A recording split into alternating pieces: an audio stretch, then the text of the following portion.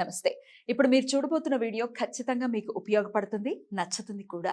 మరి మీకు నచ్చిన విషయం నాకు తెలియాలి అంటే ఈ వీడియోని మీరు లైక్ చేయాలి, షేర్ చేయాలి, అలాగే మన ఛానల్‌ని సబ్స్క్రైబ్ చేయాలి. మీ సపోర్ట్‌ని నాకు అందిస్తారు కదూ!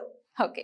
ఇప్పుడు వీడియోని స్టార్ట్ చేద్దాం. నమస్తే. Welcome to our channel. నేను కుప్ప పద్మిని. ప్రస్తుతంతో పాటు ప్రముఖ ఆధ్యాత్మికవేత్త, వాస్తు జ్యోతిష పండితులు, లలిత ఉపాసకులు, వాస్తు జ్యోతిష శిక్షణ నిపుణులు బ్రహ్మశ్రీ నానాజీ పట్నాయక్ గారు మనతో పాటు ఉన్నారు. మాట్లాడదాం. సార్ నమస్తే సార్. శ్రీమాత్రే నమః. సార్ ధనస్సు రాశి వారికి ఫెబ్ 14th నుంచి జూన్ 2 వరకు ఎలా ఉండబోతుంది సార్?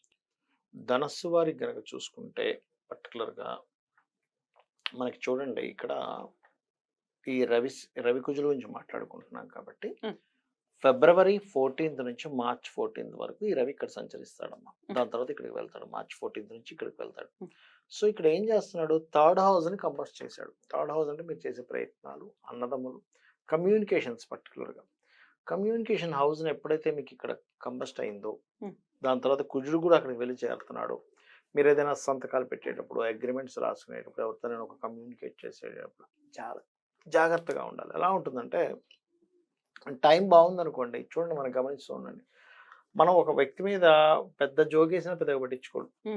అలా కాకుండా టైం బాగపోతే మంచి చెప్పినా సరే అది గొడవ అవుతుంది. కాబట్టి ఈ టైంలో చాలా జాగ్రత్తగా ఉండాలి. ఇక రవి ఇక్కడికి వెళ్ళాడు అనుకోండి, ఇక్కడ ఉన్నప్పుడు ఏంటంటే విదేశాలలో ఏదైనా ప్రాపర్టీస్ కొనడానికి అనుకూలిస్తాడు అక్కడ.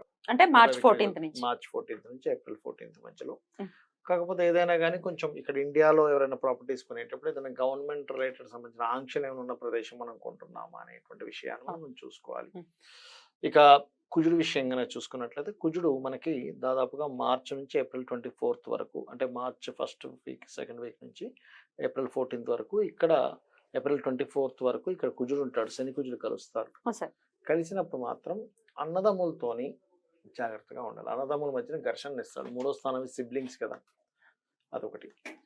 ఇక ఇక్కడికి వెళ్ళినప్పుడు ఏమిటి ఫలితము, కుజుడు అక్కడికి వెళ్ళాడు అని అనుకోండి, అప్పుడు ఇచ్చేటువంటి ఫలితాల్లో పర్టికులర్గా మీరు ఎడ్యుకేషన్ కోసం విదేశాలకు వెళ్ళి అక్కడ ఎడ్యుకేషన్ చేసేవారు కొంత జాగ్రత్తగా ఉండాలి. విదేశీ విద్యాయోగము అంటారు. అయితే అక్కడికి వెళ్ళి చదువుకునే వారికి డిస్టర్బ్ అవ్వకుండా ఉండాలి. మానసికంగా వీరికి కూడా బాగుండాలి. ఎందుకంటే మనస్థానంగా చతుర్థ స్థానం అంటే, సో బాగుండాలి అంటే వీరు చేయవలసింది ఏమిటంటే ఓం దుమ్ దుర్గాయ నమః అనే మంత్ర సాధన, అష్టమీ చంద్ర విభ్రాజాలిక స్థల శోభితాయే నమః అనే మంత్రము, లేదా ఓం మనస్విని నమః అనే మంత్రం చేసుకుంటే బాగుంటుంది. ఇదే మొత్తం ఈ 4 months చేసుకోవాల్సినటువంటి రెమెడీస్. వీలైనప్పుడల్లా కూడా రవికి, కుజుడికి, శని, రాహుకేతు ఈ 5 గ్రహాల దగ్గర దీపారాధన చేస్తే మంచిది, బాగుంటుంది దానివల్ల. సార్ ఈ రాశి వారికి ఎలా ఉండబోతోందో మీరైతే ప్రిడిక్షన్స్ అందించున్నారు. కానీ దేశవ్యాప్తంగా ఈ గోచార ఫలితాల వల్ల, అంటే ఈ సంచారం వల్ల ఈ గ్రహాలకి ఎలాంటి ఫలితాలు ఉండబోతున్నాయి దేశవ్యాప్తంగా కూడా ఒక్కసారి చెప్పండి. అసలు అలాగే గ్రహ సంచారం గురించి కూడా ఒక్కసారి చెప్పండి. షూర్. యాక్చువల్గా ఈ రోజు ఇది వేయడానికి కారణం ఏంటంటే మనం 1.5 month బ్యాకే మనం చెప్పుకున్నాం, ఇది కొంచెం ఈ గ్రహాల యొక్క కదలిక ఇలా ఉందని. కాకపోతే ఏంటంటే కొంతమంది నన్ను పర్సనల్గా అడిగింది ఏంటంటే, ఎందుకండి ఒకసారి మాకేమైనా ఎక్స్ప్లెయిన్ చేసి చూపించగలరా బోర్డు మీద అని అడిగారు. అందుకని చెప్తున్నాను. ఫస్ట్ ఆఫ్ ఆల్ ఏంటంటే అమ్మ గుర్తుపెట్టుకోండి, ఎప్పుడు కూడా రవి కుజులు ఉన్నారు కదా, రవి కుజ అంటే ఏంటంటే, రవి అంటే ఒక ఎనర్జీ ఇచ్చేటువంటి ప్లానెట్, కుజుడు కూడా ఎనర్జీ ప్లానెట్. ఈ ఎనర్జీ ఒక్కొక్కసారి పాపగ్రహాలతో కలిసినప్పుడు ఏమవుతుందంటే మిస్యూజ్ అవుతుంది.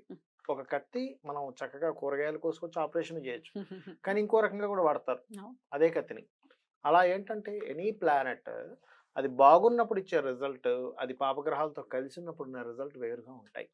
మనకి ముండేన్ ఆస్ట్రాలజీ అంటారు, మైథుని జ్యోతిష్యం అంటే దేశవ్యాప్తంగా దేశాల్లో ఎటువంటివి జరుగుతాయి ఏమిటనేటువంటిది ఇది ఇక్కడే కాకుండా మనకి రామాయణ మహాభారతాల్లో కూడా ఉంది. అందుకని నేనేం చెప్తున్నానంటే స్పెసిఫిక్గా ఈ రవి కుజుడు వీటి మీద నుంచి ప్రయాణం జరుగుతుంది ఈ 3 నెలలు. ఎలాగా కుంభం నుంచి మీనము మళ్ళీ మేషంలోకి వెళ్తారు. ఇలాంటి సందర్భంలో అయితే లక్కీగా ఏంటంటే కాలసర్ప యోగంలో గురువు బయట ఉన్నాడు. ఇది ఒక లక్. గురువు కనుక లోపల ఉండి ఇంకా దారుణంగా అయ్యేది. గురువు ఒక బయట ఉన్నాడు కాబట్టి కొంతవరకు జీవులు కొంత సేఫ్ లో ఉంటారు, కానీ జాగ్రత్త ఉండాలి ఏ విషయాల్లో. రవి గవర్నమెంట్ కారకుడు, అధికారులకు కారకుడు, సీఎంలకి, పిఎంలకి వీళ్ళ కారకుడు. కాబట్టి గవర్నమెంట్ రిలేటెడ్ సంబంధించిన విషయంలో రాజుల మధ్యన గొడవలు పెరగడం, ఎందుకంటే మనకు నెక్స్ట్ రాబోయే ఉగాదికి కూడా ఏంటంటే రాజు కుజుడు అవుతున్నాడు. కుజుడు రాజు అవుతే ఎలా ఉంటుంది అంటే, కుజుడు అంటే ఏంటి, యుద్ధం, అధికారాన్ని చూపించుకోవాలి, నా లీడర్షిప్ నేనేంటో నిరూపించుకుంటాను, ధైర్యంగా నేను యుద్ధానికి నేను రెడీ అన్నట్టుగా ఉంటుంది. అందుకని ఏమిటి, ఎప్పుడైతే ఈ కుజుడు ఎగ్జాల్టెడ్ పొజిషన్లో ఉన్నంతసేపు ఓకే, ఎగ్జాల్టెడ్ పొజిషన్ నుంచి ఇక్కడికి మారతాడు 24వ తేదీ 4వ నెల నుంచి, అప్పటి నుంచి ఇంకా తీవ్రంగా ఉంటుంది. అదేవిధంగా ఇప్పుడు ఆల్రెడీ ఫిబ్రవరి 14 నుంచి రవి ఆల్రెడీ శనితో కలిసిపోయాడు ఇక్కడ. అందుకని ఏంటి, పర్టికులర్గా ఇక్కడ జరిగేటువంటి విషయాల్లో కొంచెం లీడర్స్ మధ్యన గొడవలు, పోలీస్ డిపార్ట్మెంట్ సంబంధించిన విషయంలో కొంతవరకు స్ట్రెస్ పెరగడం కానీ, డిఫెన్స్ మిలిటరీ వాళ్ళకి ఇబ్బంది రావడం కానీ, మత కల్లోలాలు జరగడం కానీ, ఇటువంటివి ఎక్కువగా మనకి ఎప్పటి వరకు ఉంటాయి, 2వ తేదీ 6వ నెల వరకు ఉంటాయి. ఇది ఆల్రెడీ ఫిబ్రవరిలో స్టార్ట్ అయిపోయింది, ఫిబ్రవరి 1 నుంచే స్టార్ట్ అయింది. ఎందుకంటే ఇక్కడ కుజరవులు కలిసారు ఆల్రెడీ ఇక్కడ ఒకసారి, రవి కుజ ఇద్దరు ఎనర్జీని ఇచ్చే ప్లానెట్స్ కలిసారు ఇక్కడ. కాకపోతే ఇక్కడ ఈ పాపగ్రహాలతో వెళ్ళి కనెక్ట్ అవ్వడం అనేటువంటిది ఇంకొంచెం జాగ్రత్తగా ఉండాలి. అర్థమైందమ్మా? సో మరి ఇక్కడ మనం ఇండియాలో ఉన్న వాళ్ళు ఉంటారు, వేరే వేరే దేశాల్లో ఏదైనా యుద్ధ సంబంధించినటువంటి పరిస్థితులు ఉంటాయి.